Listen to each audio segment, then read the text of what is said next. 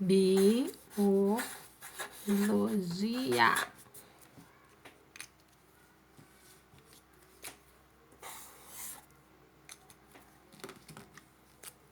Aqui no canal.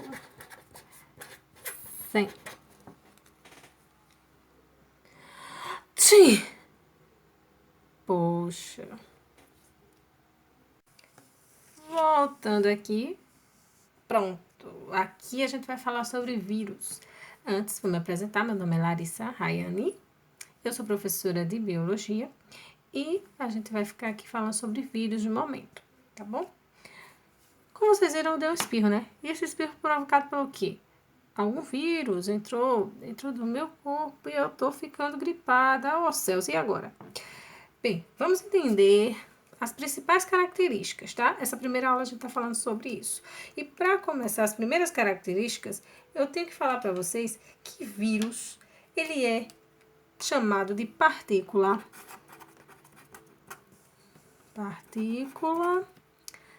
infecciosa.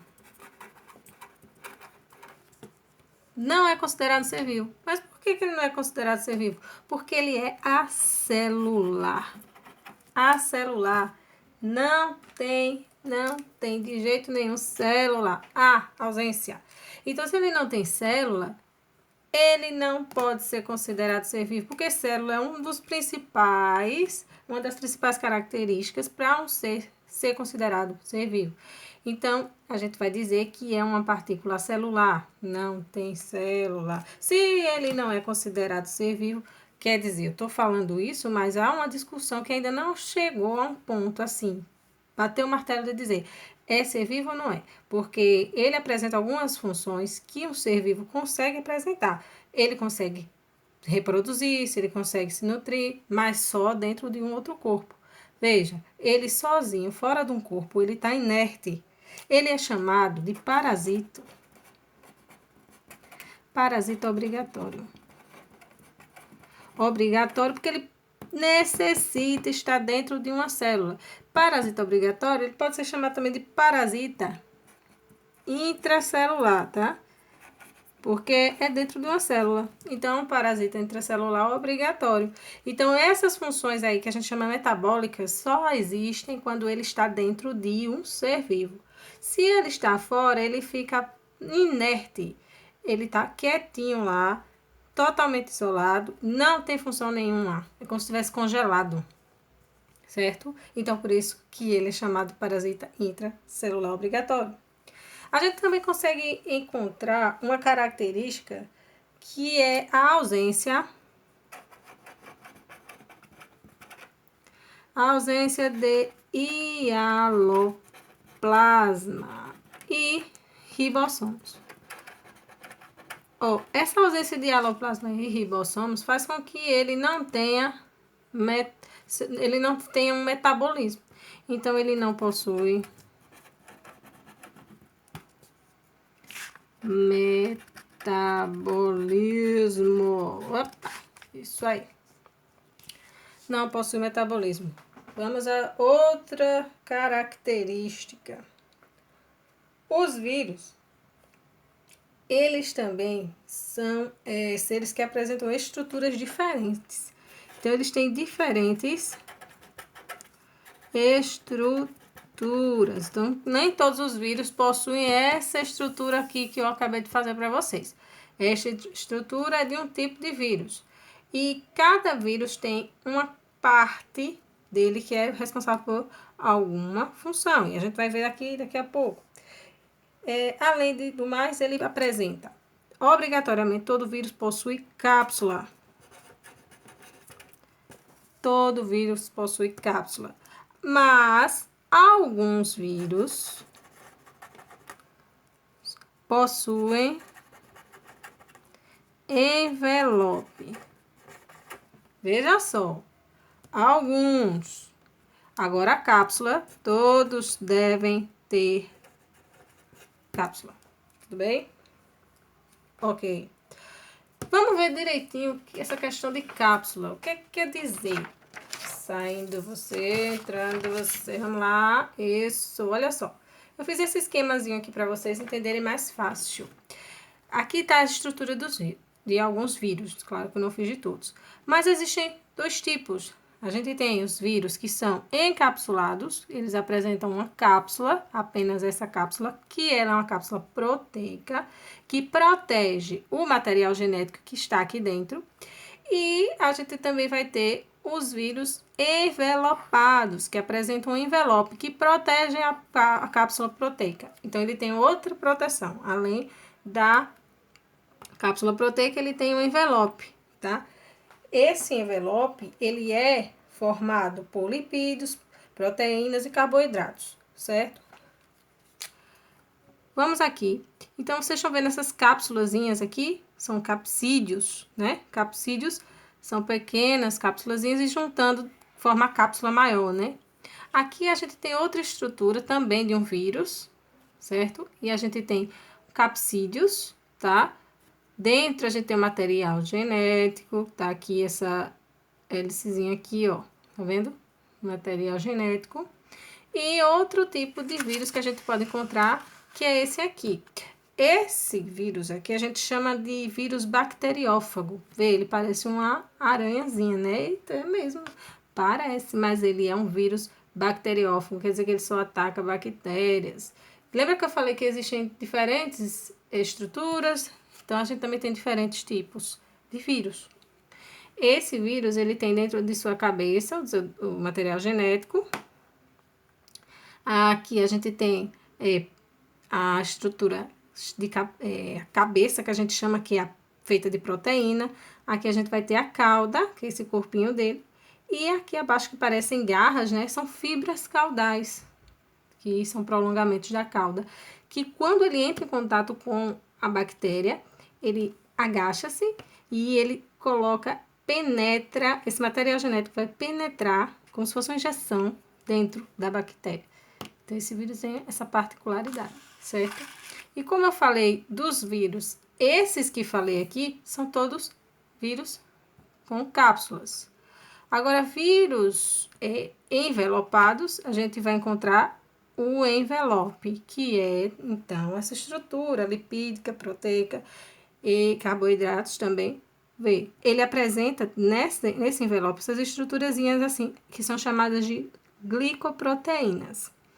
Elas são proteínas que apresentam uma codificação. Então, para cada tipo de célula que esse vírus vai invadir, ele tem um código que vai enganar essa célula, fazendo com que ela ache que ele é bem-vindo, então ela deixa ele entrar. Então, existe também esse tipo de mecanismo. Aqui nós temos o envelope em verde e em azul o capsídeo. Veja material genético, nesse caso aqui seria o RNA.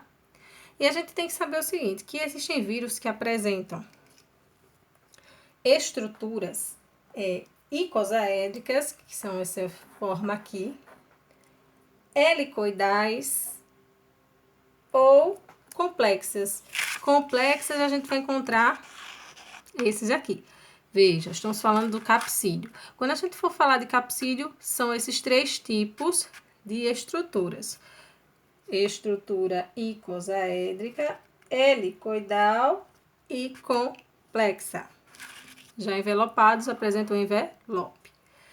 Aqui abaixo, eu deixei essa observação para vocês para falar o seguinte, que a gente vai encontrar vírus que apresentam só DNA, um exemplo é da herpes, que só apresenta RNA, que é da AIDS, da gripe, ou que apresenta os dois, o DNA e o RNA, que a gente tem esse exemplo aqui, que é o citomegalovírus, beleza? Voltando aqui, olha aqui, chegou.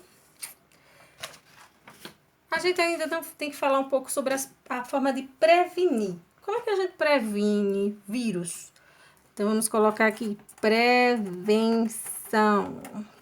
Prevenção. A prevenção, ela deve ser feita principalmente por vacinas. Através das vacinas, é a melhor forma que se deve ter para evitar contágio. Porque a vacina nada mais é que o vírus morto ou o vírus é enfraquecido, que não vai fazer nada no seu corpo, porque é uma pequena dose e não vai modificar nada, você não vai ficar doente. Ela vai fazer o seguinte, vai fazer com que o seu sistema imunológico adquira uma memória imunológica. Ele vai memorizar aquele agente que chegou bem enfraquecido ou morto e ele vai tentar produzir formas de combatê-lo. Então, essa história de dizer que vacina é ruim, gente, isso é mentira. E vocês têm que parar de estar ouvindo as coisas e deixar e começar a achar que está certo. A gente tem que estudar, ler bem e ver o que significa isso. Vacina é bom, gente, muito bom. E antibióticos? Eu vou até fazer com outra letra. Antibióticos, eles são importantes? Eles são indicados para prevenir as vacinas? Gente, antibiótico, de jeito nenhum. O antibiótico, ele é para combater bactérias.